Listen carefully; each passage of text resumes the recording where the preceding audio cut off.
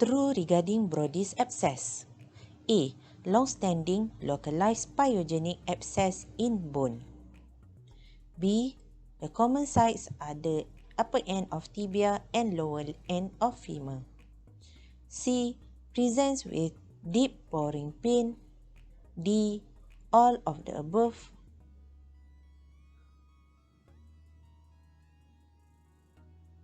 And the answer is all of the above are true. Now, more information regarding Brodys abscess. What is Brodys abscess? It is a subacute form of osteomyelitis presenting as a collection of pus in bone, often with an insidious onset. Brodys abscess is a contained infection in the myelin surrounded by a sclerotic wall, thus leading to a lethal systemic inflammatory response.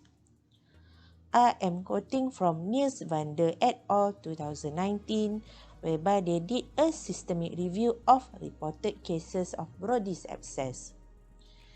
The figure earlier shows an anatomical distribution of Brodys abscess in the included literature. They found out that the common sites are the femur, around 31%, and the tibia, around 48%.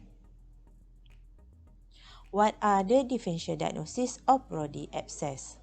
These include osteoblastoma, Langerhans cell histiocytosis, chondrosarcoma, eosinophilic granuloma, or tuberculosis. The surgical debridement is the cornerstone of treatment, often in conjunction with antibiotic. Okay, thank you.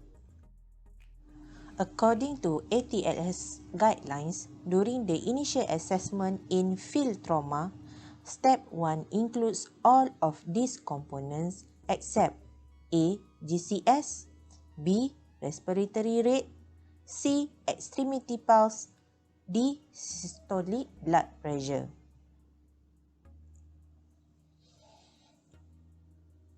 And the answer is C. Extremity pulse. And the explanation? What is ATLS? ATLS, Advanced Trauma Life Support. The aim of ATLS is to provide healthcare professionals with access to education that will enhance their ability to accurately provide an initial assessment, resuscitate, stabilize, and determine the next steps in the care of the injured patient. Introduction and initial assessment. The key of the curriculum that remains the same is ABCDE. That is airway, breathing, circulation, disability, and exposure. ATLS support prioritizing the rapid assessment and treatment of life-threatening airway and breathing problems ahead of circulation problems. For airway and ventilation, the rapid assessment of the airway by determining the ability of the patient to speak and answer questions appropriately, in addition to verifying adequate ventilation and circulation. In ATLS, the 10th edition 2018, drug-assisted intubation has replaced rapid sequence intubation RSI as a broad term that describes RSI and the use of medication to assist with intubation of a patient with intact gag reflex. Regarding shock, shock is defined as or identified by evidence of an organ hypoperfusion present on physical examination. This table 1 shows the classification of shock and the parameter that is used to classify whether patient in class 1, class 2, mild shock, class 3, moderate shock, or class 4, severe shock. The parameter involved is approximate blood loss, the heart rate, the blood pressure, the pulse pressure, the respiratory rate, the urine output, Glasgow Coma Scale, GCS score, base deficit. A negative base deficit usually indicates a metabolic acidosis. Okay, everyone? The initial resuscitation with crystalloid fluid still begins with 1 liter bolus of warm isotonic fluid. Infusion of more than 1.5 liter of crystalloid fluid has been associated with increased mortality. Early control of external hemorrhage, among them is tourniquet is placed above the area of injury. Massive blood transfusion is defined as transfusion of more than 10 units of blood in 24 hours or more than 4 units in 1 hour. Patients with severe shock resulting from trauma can develop coagulopathy from the blood loss, dilution from the large volume crystalloid fluid resuscitation, or hypothermia. A large prospective study demonstrates reduced mortality when tranexamic acid is given within 3 hours of injury. Early monitoring of coagulation and replacement of clotting factors can minimize transfusion needs, especially in patients who are taking anticoagulant medication. Which of the following is not a specific feature in making the diagnosis of a dystrophic curve in neurofibromatosis type 1? A. Penicilling of the ribs. B. Scalloping of the vertebra. C. Widening of the foramen. D. Thinning of the transverse process. E. Vertebral rotation.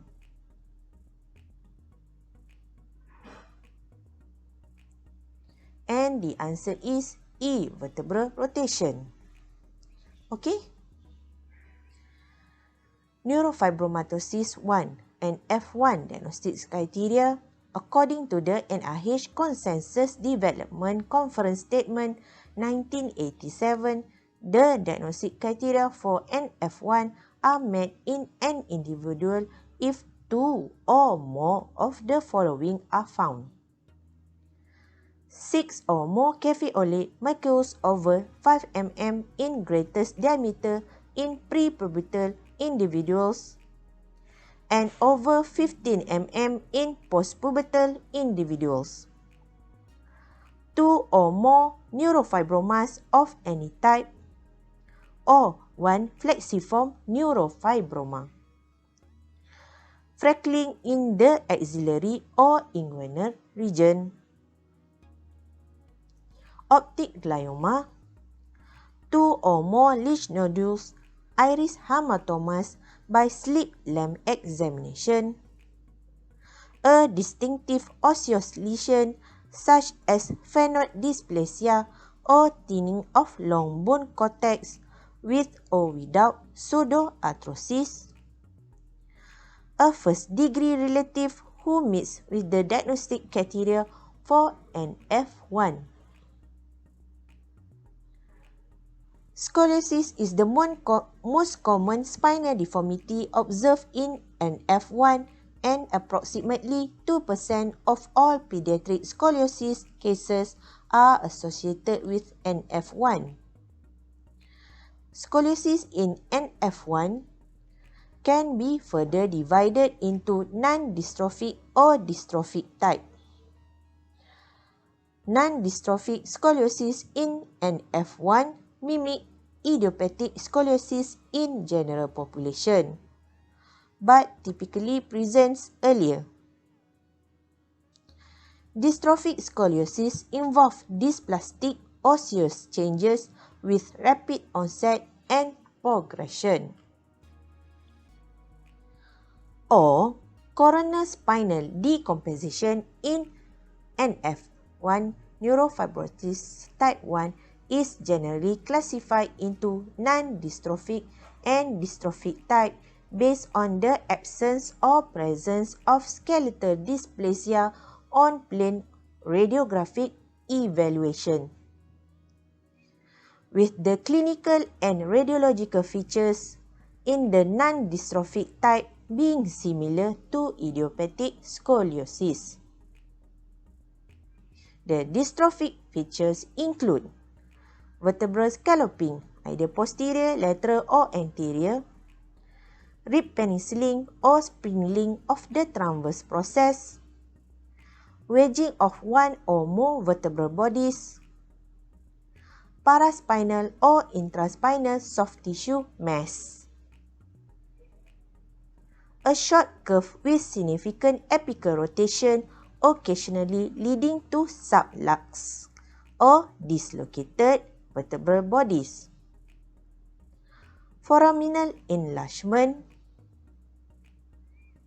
and defective pedicles.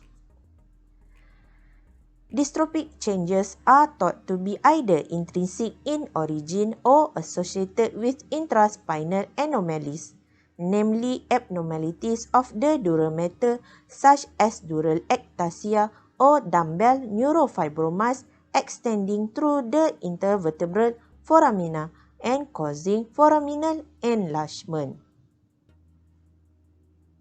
When a combination of 3 or more dysplatic features was present, the risk of curve progression was significantly increased in 85% of patients. While rib penicilling was the only singular dystrophic factor statistically influencing the risk of scoliosis deterioration. Okay, thank you. Small nodes may be seen on radiographic studies in all of the following disorders except A. Spina bifida, B. Schumann kyphosis, C. Degenerative disc disease, D. Trauma, E. Osteoporosis.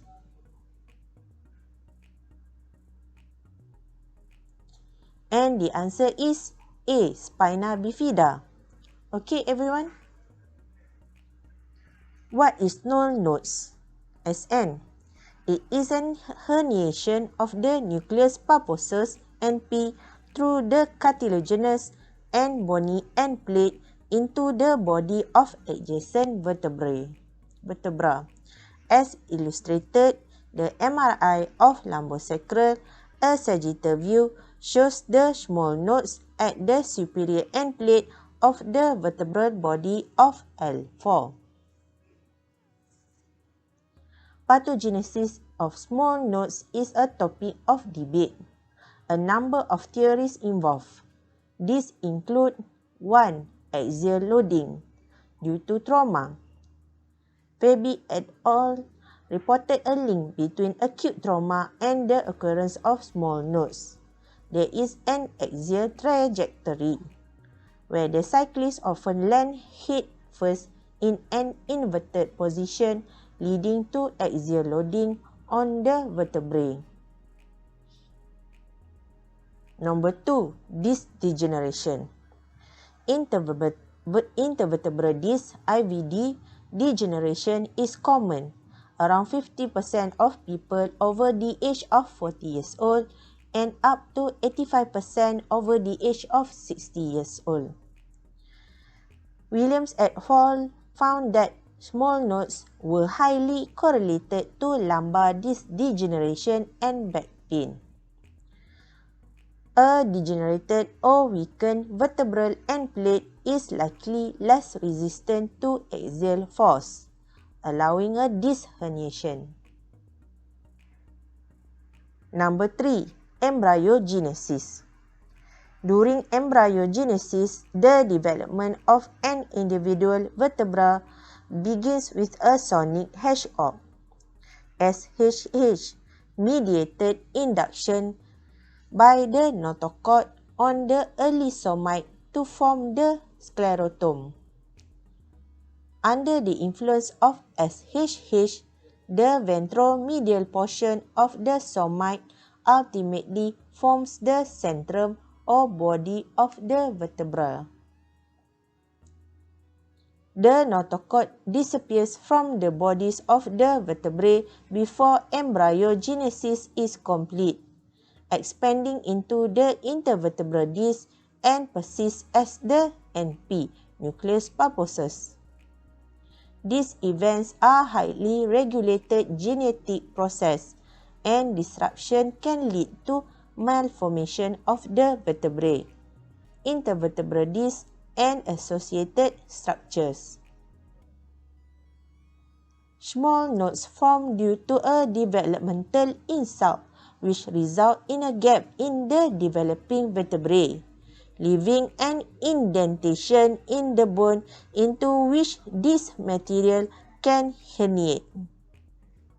Such indentation can be caused by abnormal regression of the notochord, incidental ossification gaps in the centrum of the vertebrae, vascular channels, or even Schumann's disease. Answer of our question. Number 4, pathologic process. Various pathologies involving the spine may weaken the intervertebral disc and vertebral bodies, allowing the small nodes to form. The causes include osteomalacia, hyperparathyroidism, Paget's disease, infection, neoplasm, and osteoporosis. And finally, number 5, autoimmune involvement theories.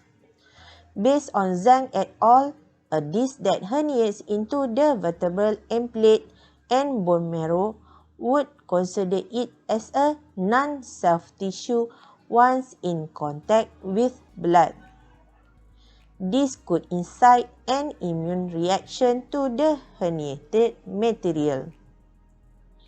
Intervertebral discs are the largest avascular structure in the body and hence could be recognized as foreign material or matter when met by a well-vascularized source, such as vertebral body. Thank you.